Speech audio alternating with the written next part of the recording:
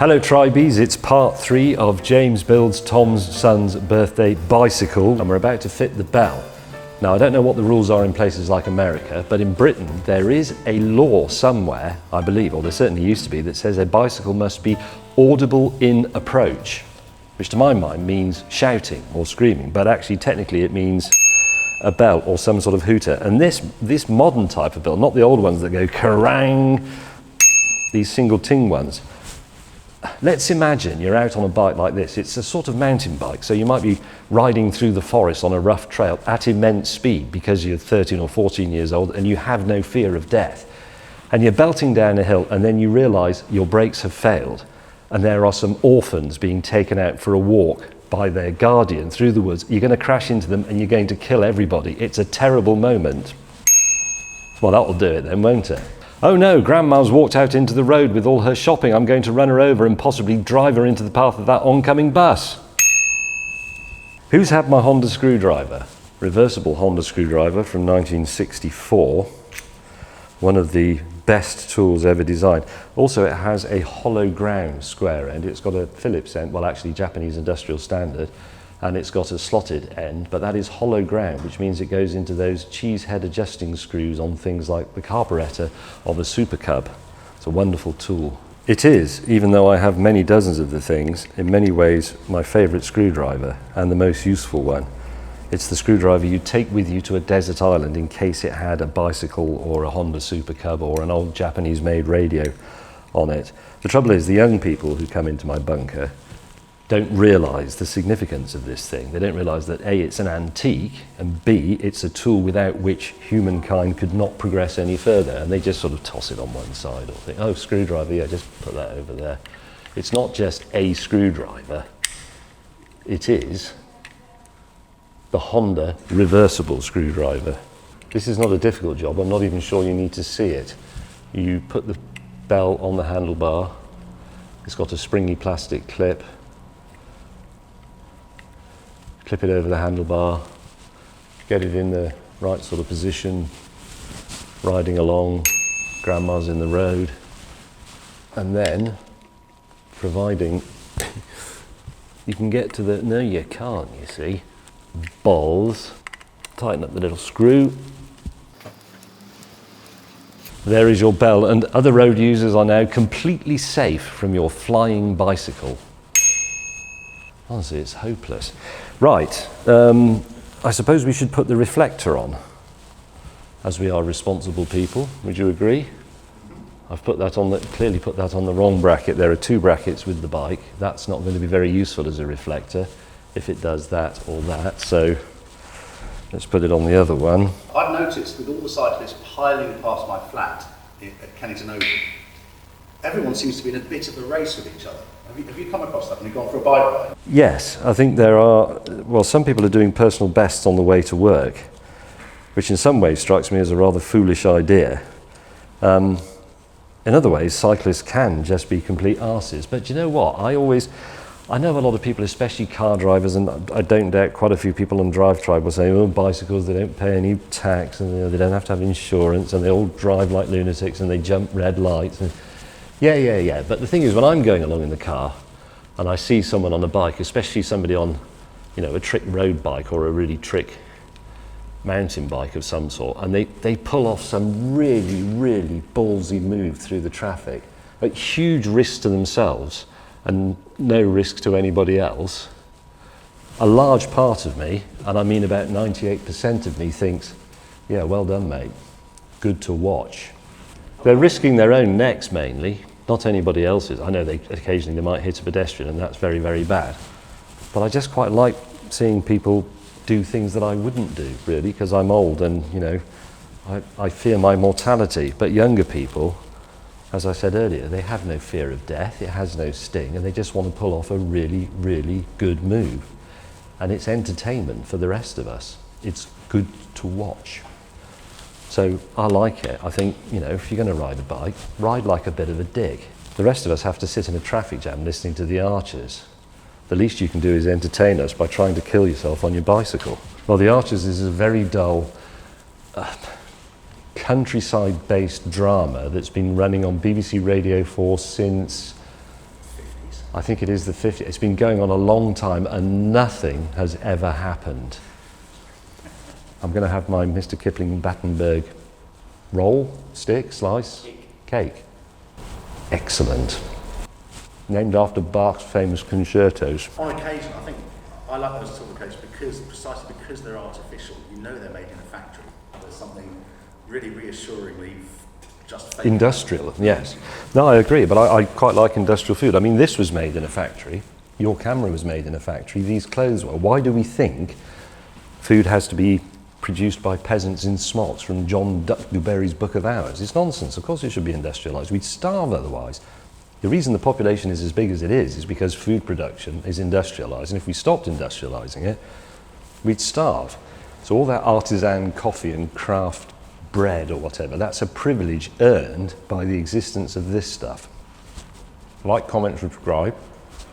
Piss off. We're going to talk about gear adjustment. Don't assume that when your new bicycle comes from the shop in its box that the derailleurs will be adjusted correctly or even in the right position, because they have been bolted in place by someone who is, let's be honest, bored. Front derailleur, first thing to check is the alignment. So it should be square with the chain wheels, and that is actually pretty good, but I'm not sure it's exactly right. There's also the clearance between the top of the biggest chain wheel and the underneath of the outside plate of the front derailleur cage. Now you can't see that very well because it's got a so-called dork disc on it to stop the chain falling all the way off. But let's do a bit. Right, so it's on the middle chain ring, okay? There are 3 in total. About correct. But the derailleur is in marginally the wrong position.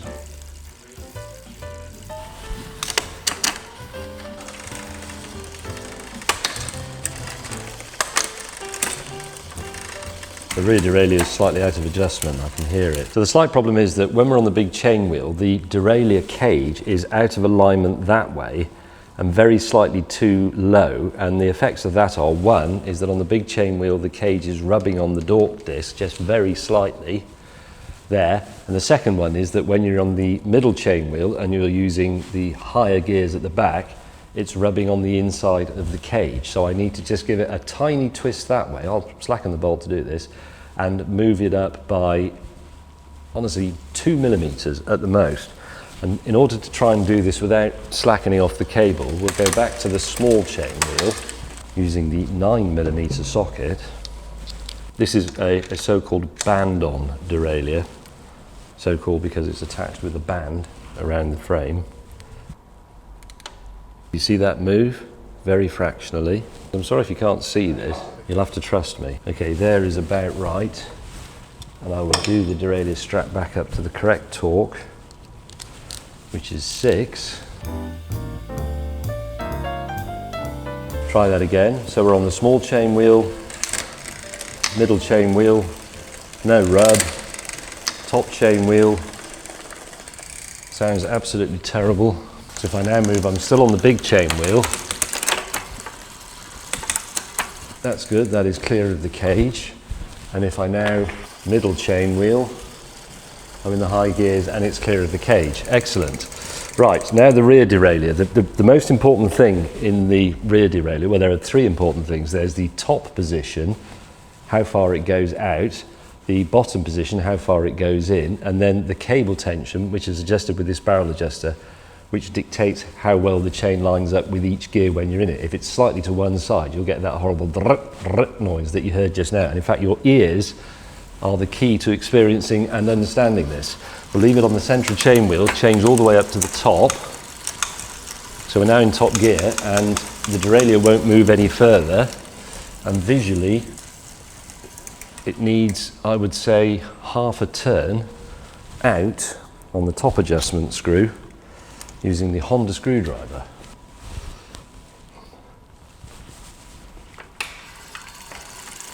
That's better. And now we'll go to the bottommost gear.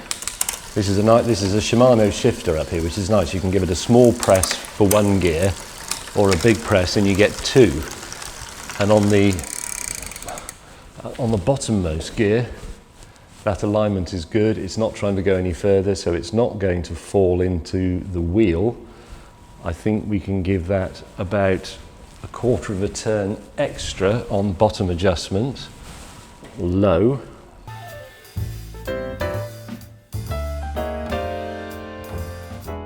So we're in top gear. Let's go down one gear, and then with the adjuster, all this does is effectively change the length of that bit of cable between that fixed point and the derailleur itself. So that will change the actual position of the derailleur relative to the gears. By unscrewing it, I should say, you effectively lengthen it and move the derailleur a tad that way. And the best way to do this is to keep going until you hear that noise. That is the chain trying to climb onto the next gear, and that's bad. So then we screw in and bring it back out until that noise disappears. It's nearly gone.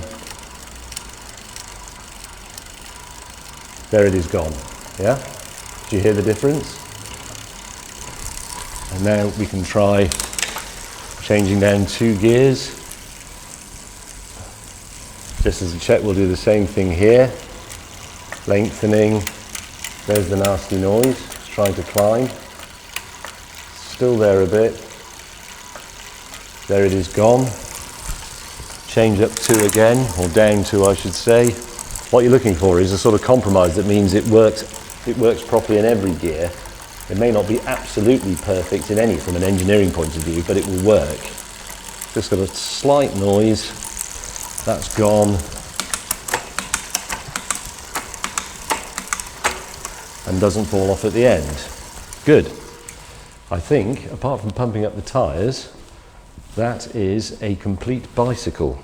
Pumping up tyres is going to be the subject of a separate bicycle maintenance video somewhere on this channel, and it's going to be called James Pumps Up His Bicycle Tyres.